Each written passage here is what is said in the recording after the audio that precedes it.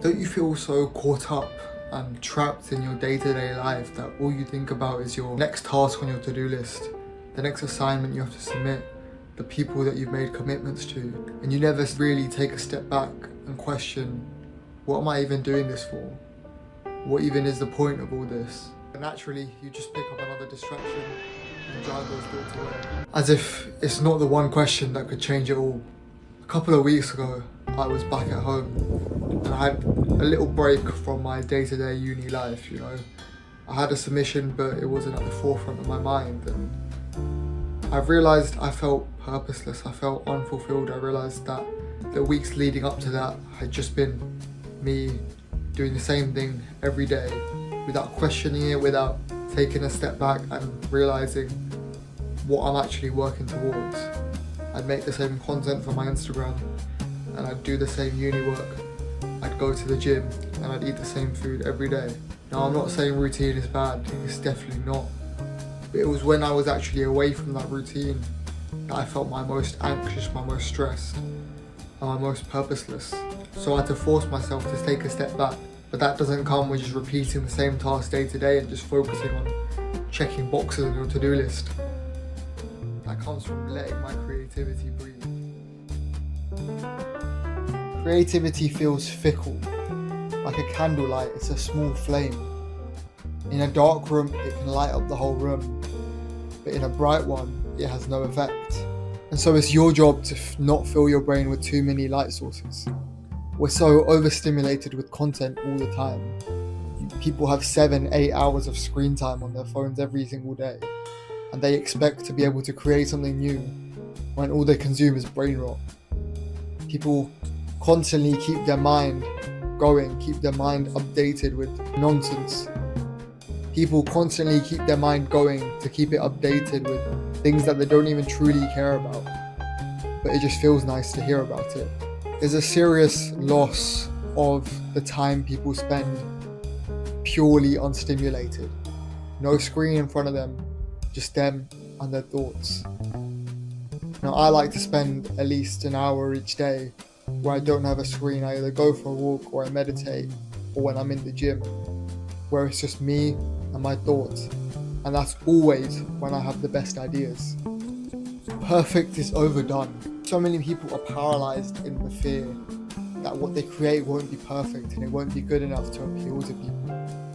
But perfect is so overdone to the point where we don't even like seeing it anymore.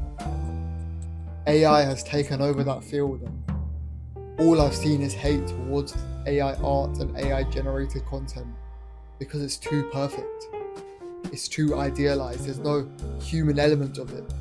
The content that's especially starting to do well, the art that people like the most, are the ones with flaws, are the ones where you can tell it's a human trying to get better at their craft. The ones where there's a story behind it and there's a reason why it's not perfect. Your first attempts are meant to be bad, that's the entire point.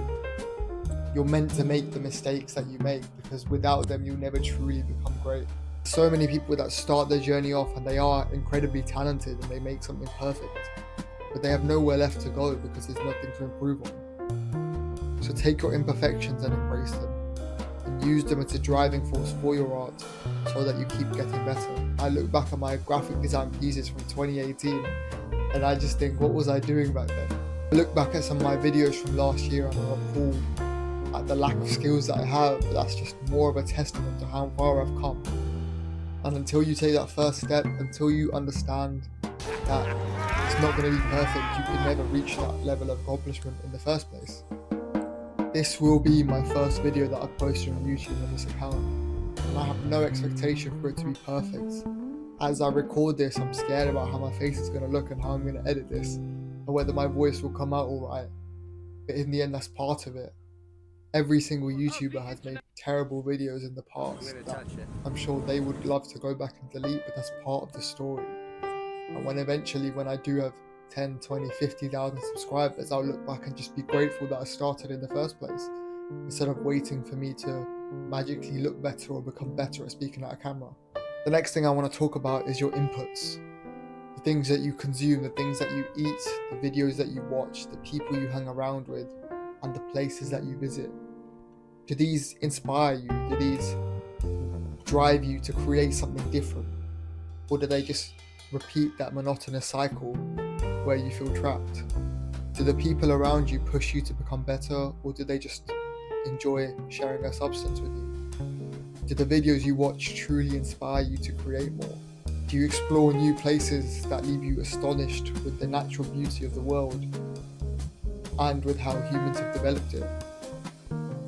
So are you able to look outside in the sky and just admire clouds, or just look at the stars for an extended period of time?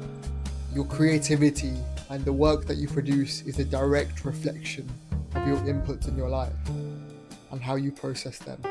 If you have the same inputs, you will create the same things.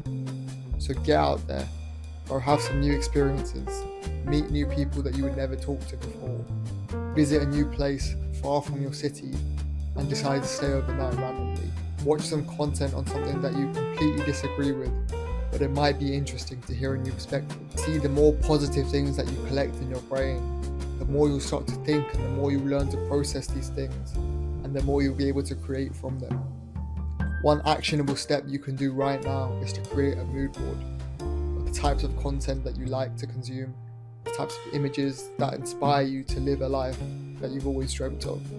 I personally like the website cosmos.so because it has so many inspiring designs and architecture and a lot of cool shit that I want to be able to make in the future. And I look at my mood board on there every single day to get inspiration on what I'm about to create. The final thing I want to cover is to set a creative ritual, whether it's at 6 a.m. in the morning or 11 p.m. at night or at midday. Just set aside a couple of hours or even just 30 minutes during your day when no one can contact you, where the world around you is silent and it's just you and your ideas generating over and over again. The best artists are the ones that can lock themselves in a room for hours, days, sometimes even weeks, and just produce, because they don't need the noise of the world moving around them to be able to produce their great art. You can choose what you want to listen to, put on some nice music.